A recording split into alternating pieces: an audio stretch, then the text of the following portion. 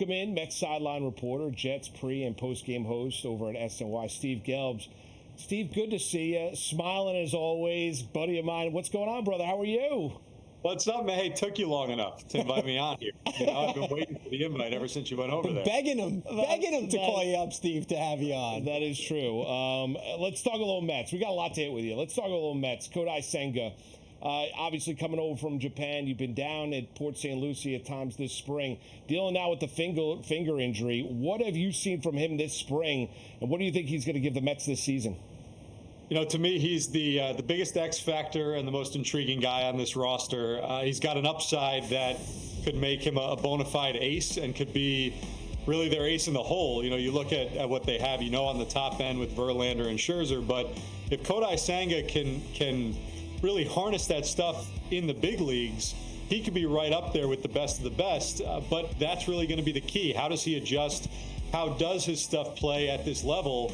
You can see in the bullpen sessions, in the live BPs, the stuff is nasty. It really is. But, he's got to throw that ghost forkball for strikes probably a little bit more than he did when he was over in Japan. Big league hitters, they'll lay off that pitch eventually if you don't get it in the zone enough. And he's been working on a couple other pitches so that he's not a two-pitch pitcher. So I think you're going to see some speed bumps here and there. I don't think he's going to just come over here and be dominant right away. There's obviously a lot to adjust to, but again, it's tantalizing, the stuff. You can clearly see what he could be, and the question is how quickly he does become that, if he does become it this year for this team. All right, Steve, there were a lot of prospects we were expecting to hear from this spring, but Ronny Mauricio has really stolen the show so far. Hit his 4th homer of the spring today. What do fans need to know about this kid, and is there any chance he makes the opening day roster? I'd be surprised if he makes the opening day roster, but I will say that he's finally back up to maybe where he once was with the projections. People forget that Ronny Mauricio is still incredibly young, and I think with guys like this, when they're signed and they're teenagers and they've got so much promise, we often don't give them the benefit of the doubt that we would have liked people to give ourselves when we were 16, 17, 18 years old. And I think there was some question about his maturity over the years and his work ethic, and so the high-end prospect status maybe dipped over the last year, but then he had an incredible showing in the Dominican Winter League and has followed through with a really tremendous spring. And so, no, I don't think he's somebody that's on the opening day radar. And ultimately, if he's going to be on the big league roster eventually, he's going to have to start getting comfortable at a different position. He's blocked at shortstop for the foreseeable future with the Mets organization. But there are signs now that he's putting together the promise that once was. And again, he's still incredibly young. So I think more seasoning in the minors, maybe some looks in the outfielder at third base. But, if he keeps playing this way, it won't be too much longer before he can make an impact at the big league level. All right, Steve, from the Mets to the Jets, you're there doing it pre- and post-game for SNY. Aaron Rodgers, we're all waiting with bated breath. He's out of the darkness. He's done living under earth.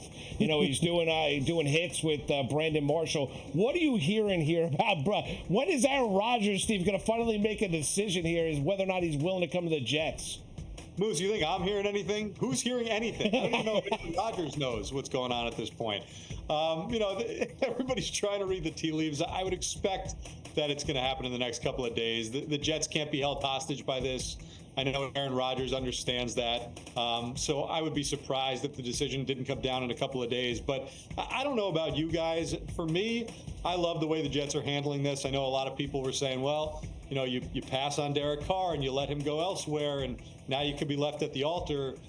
For me, Aaron Rodgers is the only guy, aside from maybe a Lamar Jackson, if the Jets did go that route, if Rodgers didn't come through.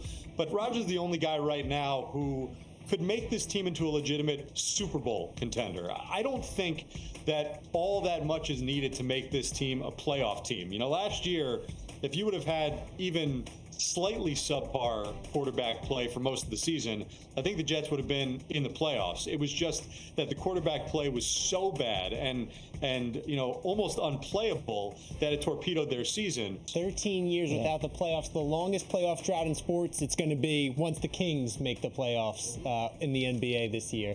Steve, I'm going to get him to call you up a lot more often so we can have you on this season. Well, next time we got to talk Rangers hockey, Steve, because I miss discussing the blue shirts with you. Hey, listen, we're gonna hopefully have a lot of time to do that this spring. I know everybody's a little not panicked, but hey, this isn't looking like everybody thought it would. Give them time. You got about a month to figure it all out with that top end talent, but I still have faith that they'll put it together come spring. Well, Steve, you're awesome. We appreciate it. Thanks for the time tonight, and continued success. We'll chat with you again real soon. All right, thanks, guys. You got it. Coming up next.